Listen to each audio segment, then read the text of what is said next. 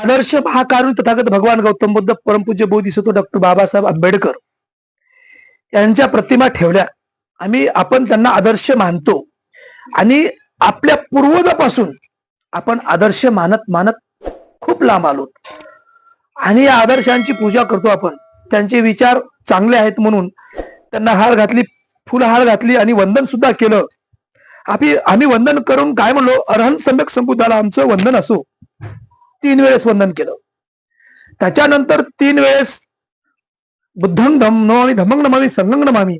म्हणजे आम्ही बुद्धाची पूजा करतो, धम्माची पूजा करतो, संघाची पूजा करतो, आम्ही अनुसरतो. जसं की नमो तस्स भगवतो आरातो, म्हणजे आम्ही अरहंत सम्यक संबुद्धाला वंदन केलं. त्याच्यानंतर हे 3 वेळेस म्हणल्यानंतर आम्ही बुद्धं शरणं गच्छामि, धम्मं शरणं गच्छामि, संघं शरणं गच्छामि, आम्ही त्यावेळेस सुद्धा वंदन केलं. त्याच्यानंतर द्वितीयंपी बुद्धाला, धम्माला, संघाला. त्याच्यानंतर तृतीयंपी बुद्धाला, धम्माला, संघाला अनुसरतो, आम्ही अनुसरतो. आणि त्याच्यानंतर येते हे पंचशील. आता महत्वाचं आहे पंचशील. मी तुम्हाला पंचशिलेचे 5 तत्व मी सांगणार आहे. हे असे की बुद्धाच्या काळाच्या अगोदर पासून बुद्धाच्या काळामध्ये, बुद्धाच्या काळाच्या नंतर, त्याच्यामध्ये सम्राट अशोकांचा काळ, त्याच्यानंतर महापुरुषांचा काळ, त्याच्यानंतर जे मधला काळ जे जे आहे खूप 12 भानगडी आहेत. त्याच्यानंतर आताचा काळ, बाबासाहेबांचा काळ, बाबासाहेबांच्या नंतर नवयुग, आताच 69 वर्षानंतरचा आताचा रनिंगचा काळ, येथपर्यंत खोल चिकित्सा करायची आहे. त्यासाठी पहा सर्व जाती धर्मासाठी, सर्व 18 पगड जातीसाठी, सर्व धर्मपंथ सर्वांसाठी आहे. परंतु हे गोष्ट अशी आहे, इतर धर्माचं, जातीचं, त्यांच्या देवा धर्माचं पालन आपण नाही केलं तरी चालेल. आपल्याला कोणी बंधन आहे काही नाही. परंतु बुद्धाच्या या 5 तत्वाचं, 5 शिलाचं पालन अख्ख्या भारतातल्या पूर्ण काना कोपऱ्यातल्या सर्वांनाच पालन करावं लागतं. जर त्याचं उल्लंघन केलं तर फार कठीण आहे. त्याचे जे कार्य, ज्याला आपण कर्म म्हणतो, ते त्यांना कर्म केलं तसं समोर येतं आणि ते फेडावंच लागतं. ते समोर त्याचं उत्तर येतच. जे कार्य केलं त्याचं प्रति उत्तर समोर येतच. आणि ते जरी त्याच्यामध्ये जरी अडकला नाही तर आताच युग कसं आहे, संविधानाच्या माध्यमातून चालतोय. म्हणून डॉक्टर बाबासाहेब आंबेडकरांनी आताच्या युगानुसार संविधानामध्ये बांधणी केली आहे. याची ते कशी बांधणी केली पहा. आम्ही काय म्हणतो, वळूया महत्वाच्या विषयाकडे. पानातिपाता वेरमणी सिक्खापदं समादियामि. बरोबर आहे.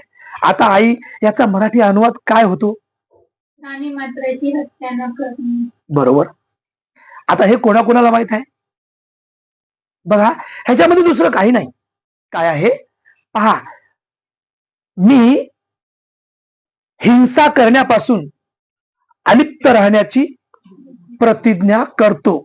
म्हणजे मी हिंसा करणार नाही, मी हत्या करणार नाही, मी हत्या करण्यासाठी कोणाला प्रवृत्त करणार नाही, मी हत्या करणाऱ्याला साक्ष भरणार नाही, हत्या करण्यासाठी खोटं बोलणार नाही, मी हत्या माझ्या हातून करू देणार नाही.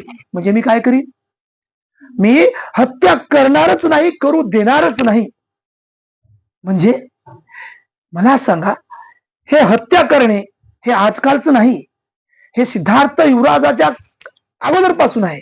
म्हणून सिद्धार्थ युवराजाने, सिद्धार्थ सम्यक संबुद्ध झाल्यानंतर हे जे हत्या होत आहे, युद्ध होत आहे, लढाई होत आहे, हे अगोदर होतं. परंतु ज्ञान प्राप्तीनंतर असा एक मार्ग काढला, असं एक शील बनवलं की अख्ख्या जगाने स्वीकारलं की हत्या करणार नाही, हत्या करू देणार नाही, हत्या करण्यासाठी कोणाला मजबूर करणार नाही. म्हणजे मी हत्या करणार नाही. म्हणजे एका जातीपुरतं, एका धर्मापुरतं, एका पंथापुरतं, एका तृतीय पंथीपुरतं मर्यादित आहे का? आहे का? की हा या जातीचा आहे, त्यानं नाही केलं पाहिजे, हा त्या जातीचा आहे, यानं हे नाही केलं पाहिजे, असं आहे का?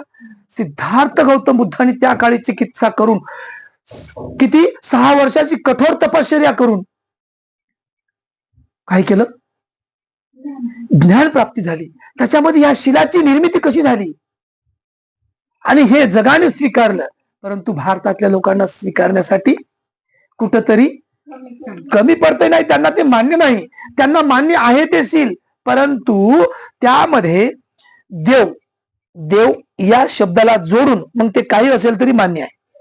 ते काही असेल तरी मान्य आहे. बुद्धा आणि बाबासाहेब या फोटोला, विचाराला, त्यांच्या शब्दाला धरून मान्य नाही. हिंसा कशी होती आधी? युद्ध होतं, लढाया होत होत्या. हे 5 शील असे आहेत की एकमेकांच्या ह्याच्यामध्ये गुंता आहे. हे गुंता सुटणारा नाही. हा गुंता सुटणारा नाही. असं आहे पहा, हत्या करणे म्हणजे किती हत्या होत होत्या. अशा हत्या होत होत्या ज्याची लाठी त्याची म्हैस होती. बुद्धाच्या काळाच्या अगोदर आणि बुद्धाच्या काळाच्या नंतरही हे चालत होतं. कारण एका काळी जगमय, सर्व जग बुद्धमय होतं. हिंसा नव्हती, भीती नव्हती. परंतु मधल्या काळामध्ये असं झालं की ज्याची लाठी त्याची म्हैस हत्या करत होते. कापाकापी होत होती. राजे महाराजे होते, त्यांनी लढाया जिंकल्या. असे भकम राजे महाराजे झालेत की त्यांनी तलवारीच्या भरोश्यावर युद्ध जिंकलं. त्यांनी कसा की माइंड लावून याचं त्याला हे करून आपलं कशी स्वतःची पोळी भाजवायची आणि कसे धनदौलत जमा करायची असेही काही होते. म्हणजे हत्या करत होते. आधीच्या काळामध्ये हत्या कशी करत होते? काही लुटून न्यायचे, मग आपले जे काही होतं, आपली 4 पैसे जमा होत होते ते लोक गाडून ठेवायचे. अरे बाबा, हे आले तर आपल्याला मारतात. पहिले नाणे होते सोन्याचे, भांडे होते पितळेचे, तांब्याचे, काशाचे, जुने भांडे आहेत ना, तर त्याच्यामध्ये ठेवायचे आणि कुठंतरी झाड आणि मोठं झाड किंवा दगड असायचा, वळखण असायची, तिथे गाडून ठेवायचे. आणि हे लोक हत्या करत होते ना, आम्हाला लुटून देत होते. म्हणून आम्ही काय केलं, आम्ही हे ठेवलं पुरून आणि आमच्या हत्या झाल्या तरी आता ती कोण घेणार? त्याचा भाग मी पुढे सांगेन. हे अशा पद्धतीने हत्या होत होत्या. आमच्या आई बहिणीवर अत्याचार करण्यासाठी सुद्धा हत्या करत होते. कपडे घालण्याची बंदी होती आम्हाला. म्हणजे हत्या कोण्या पद्धतीने करत होते की वेगवेगळ्या पद्धतीने, वेगवेगळ्या कारणासाठी हत्या करत होते. म्हणजे हे तथागत बुद्धांनी त्या काळी शिकले. म्हणून मधल्या काळामध्ये सुद्धा हत्या होत होत्या.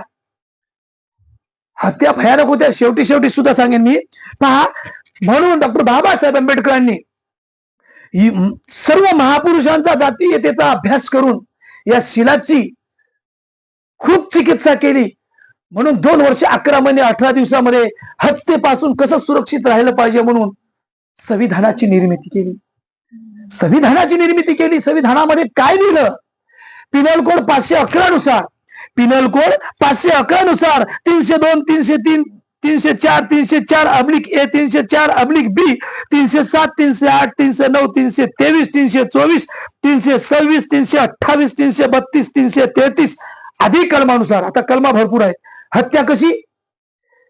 तलवारीने केली, वेगळी कलम. चाकूने केली, वेगळी कलम. गळा दाबून मारलं, वेगळी कलम. प्राणी मारला, वेगळी. जशी हत्या केली तसं. म्हणजे किती मोठी चिकित्सा केली. म्हणून आज आम्ही कसे आहोत? सुरक्षित आहोत. नाही तर आमचं काय झालं असतं? आम्ही बंगला बांधला असता का? ह्या पायऱ्या चढल्या असत्या? मग हे देण कुणाची आहे? परमपूज्य बोधिसत्व डॉक्टर बाबासाहेब आंबेडकरांची आहे.